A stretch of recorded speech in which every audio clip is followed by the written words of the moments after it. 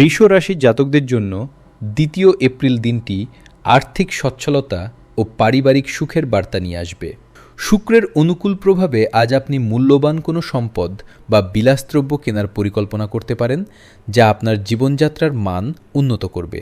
কর্মক্ষেত্রে আপনার ধৈর্য ও পরিশ্রমের যথাযথ ফল আজ পেতে শুরু করবেন এবং সহকর্মীদের প্রশংসা করবেন।